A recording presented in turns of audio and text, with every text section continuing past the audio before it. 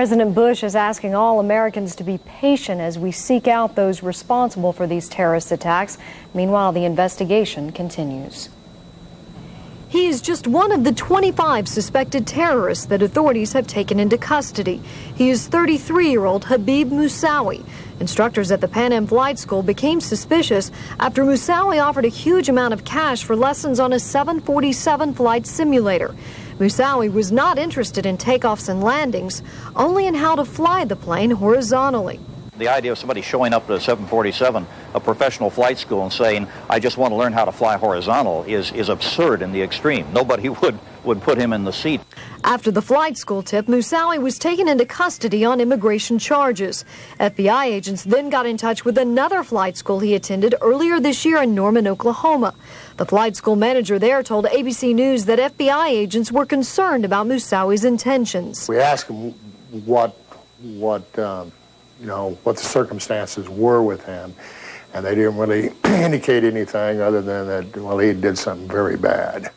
The former director of counterterrorism for the CIA says his activities are alarming. The information that was known in August about Moussaoui, particularly from foreign intelligence services, was that he was a member of bin Laden's organization, Al-Qaeda. And that should have been a very large warning flag if that information had been put together in Washington. It was not. In Fort Worth, 2 men with around $5,000 in cash and box-cutting knives have been taken into custody at the Amtrak station and flown to New York. Meanwhile, overseas in Lebanon, the family of Ziad Jarrah says that if he was on one of the 4 doomed flights, he would have been an innocent passenger, not a terrorist. We don't think that Ziad is involved in any way or connected in any way to the terrorist party. He might be one of the passengers on the flight. That's all what we know up to now, and we are not sure that he is the same person the media is talking about.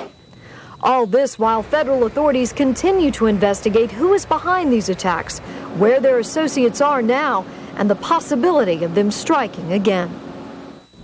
And of the 25 people that have been detained, no one has been formally charged.